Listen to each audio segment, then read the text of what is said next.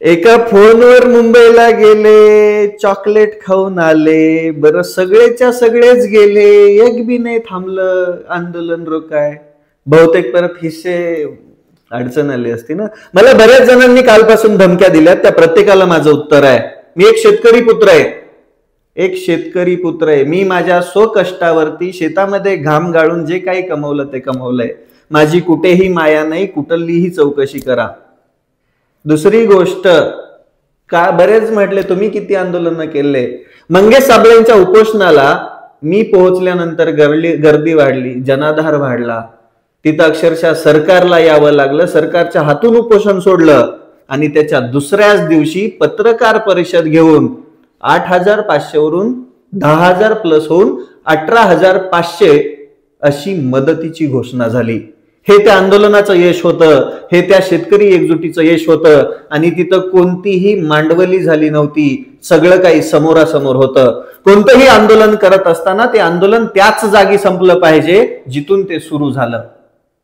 तुम्ही आंदोलन स्थळ एकीकडे, तुम्ही जाता एकीकडे, बरं गेलात ते गेलात, एक जणाने जायचं, सगळेच गेलात आणि वर्ण शेतकऱ्यांना शिकवताय की हीच तारीख का, 30 तारीख का. तुम्ही मला प्रश्न विचारताय. एक बांडगुळ मास्तर आहे. अरे बाबा, तुला वांग कळतं का शेतीतलं? काय कळतं तुला सांग मला. आम्ही शेतामध्ये राबतो. इथं येणाऱ्या शेतकऱ्यांसाठी हे माझं ऑफिस आहे, म्हणून इथं येऊन बसावं लागतं कधी कधी. नाही तर कायम शेतकऱ्यांच्या बांधावरच आहे, धुऱ्यावरच आहे. कायम शेतकऱ्यांसाठीच लढलोय. आणि मी कोणता शेतकरी नेता नाही रे.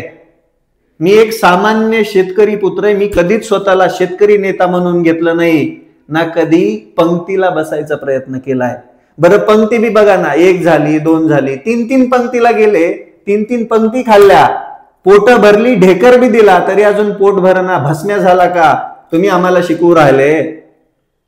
अरे आम्ही पण शेतकऱ्याचीच लेकरं आहोत. आम्हाला फक्त एक सामान्य प्रश्न पडलाय. बाबा आंदोलन एका ठिकाणी होतं आणि ते आंदोलन मिटवण्यासाठी तुम्हाला 6 तास आधी बैठकीच्या का जावं लागलं?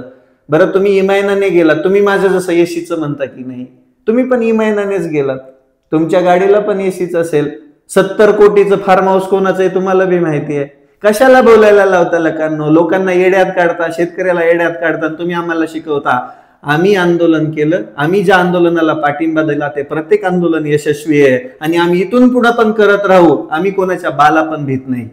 आम्ही करत राहू, पण ते संविधानिक मार्गाने आणि योग्य मागण्या घेऊन योग्य सरकारच्या छताडावरती बसायला. आम्ही पण शेतकरी पुत्रच आहोत. आम्हाला कोणता शेतकरी नेता व्हायचं नाही. आम्हाला कायम शेतकरी पुत्रच